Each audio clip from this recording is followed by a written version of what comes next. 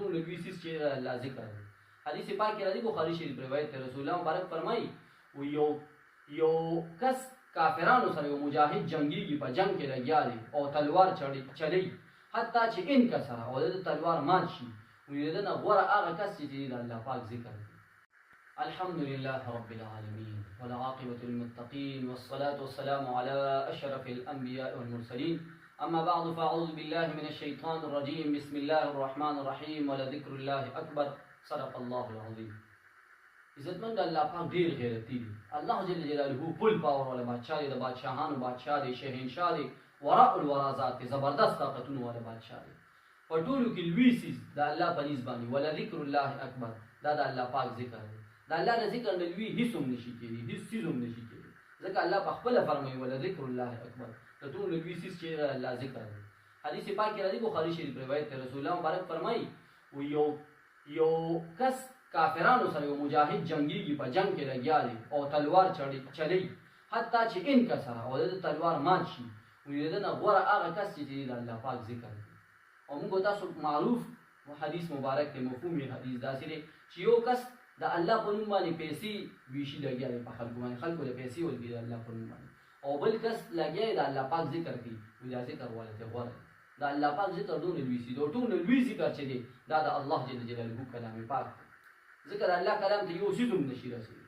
د الله په ذکر کې یو پاور دی چې دا دل او دماغ تیزوي. دا د زړه کې علما فرمایي د زړه کې یو سختوالی چې دا د ذکر نه علاوه بل یو سیزم دغه سختوالی نشي لرې کولی. دا به صرف د الله پاک د ذکر سره لرې کېږي.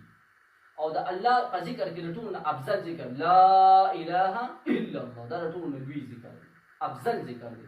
او د ټولو نه غوره دعا چې ده دا الحمدلله ده، ځکه په الحمد کې د الله تعریف دی چې ټول تعریفونه الله پاک دپاره خاص. حدیث پاک کې راځي د ټولو نه لوی ذکر چې دی دا دعوت هم دی. دا حدیث نه دی، دا ما چې کومه خبره وکړه دا حدیث نه دی، خو حدیث پاک په رڼا کې چې وګورې خبرې ته نو دا سمې خوري، ځکه چې د ټولو نه لوی ذکر چې دا الله کلام دی. او د الله په کلام کې الله فرمایي الحمدلله رب العالمین، د ټولو نه لوی د ټول تعریفونه چې دي دا د الله لپاره خاص دي. نو الحمد کې دا تخصیص دی په الحمد کې چې ټول تعریفونه د الله پاک لپاره خاص دي. نو دې نه معلومیږي دا چې ذکر چې دا ډېر لوی عبادت دی په عباداتو کې.